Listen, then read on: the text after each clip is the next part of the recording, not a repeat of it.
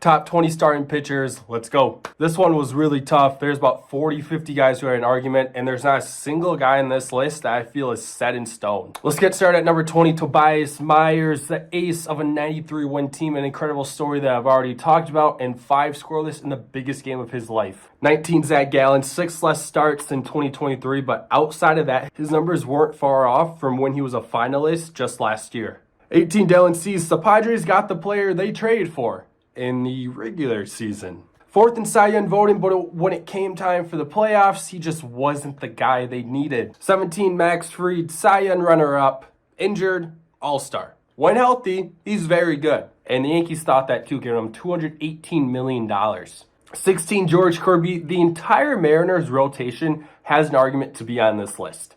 Kirby earned his way on this list, and you have to earn your way on base against Kirby because last 2 years, he's led the leagues in walks per 9. The good side of walks per 9. 15, Christopher Sanchez. What a breakout year for him at age 27. The Phillies simply just make elite pitching, and Sanchez seems to be the latest example. 14, Seth Lugo. He took a 5-year break from starting, then he decided to come back, have a good season with the Padres, and then be the Cy Young runner-up this year. Yet somehow, he's still the Royals' number 2. 13, Logan Gilbert led the league in innings pitched and games started, but you just weren't going to get on base against him because he led the league in whip. Seattle's pitching very, very good. 12, Logan Webb has really flown under the radar while pitching for 3 straight pretty average Giants teams. He's getting a Cy Young vote. He pitches every 5 games. If the Giants can meet expectations for 2025, he'll probably get a little more love. 11, Gerrit Cole. In his first year starting, he just started to lead the league in strikeouts per 9. He also would have probably gotten a little more consideration for the AL Cy Young if the White Sox didn't limit him in the second half.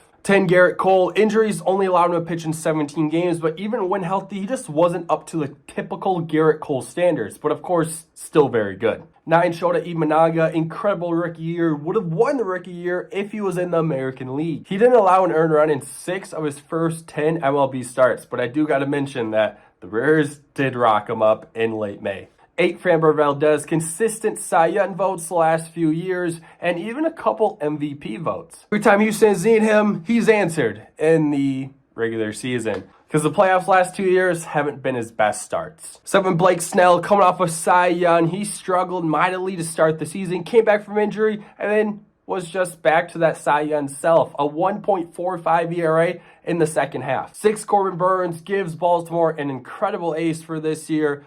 Big time showing in the postseason. Now he's going to get paid big. 5, Cole Ragans. The Royals getting this guy for a rental reliever is insane. One of the better trades in recent memory. An all-star, 4th in Cy Young voting, a huge part of Kansas City's turnaround this year. 4, Chris Sale, the NL Cy Young. I take this year into account the most when doing these rankings, but I also have to look at previous years for non-rookies. A lot of injuries before this year. Of course, not his fault. Still very talented, and we saw what he did when healthy. A huge part to the Braves to get into the postseason. 3, Zack Wheeler, 11.3 F4 the last 2 seasons combined. The Phillies can also rely on him to go out there every 5 days. 64 games started the last 2 years. 2, Tarik Skubal. Triple Crown, Cy Young. Numbers-wise, he was even better in 2023, but he only pitched 15 games. Best pitcher in 2025 is Paul Skenes. Respectfully to Chris Sale, if Skenes pitched this whole year, he would have won the Cy Young. This is the most talented pitcher in baseball. And also, bonus points, he was 1 regardless, but now he's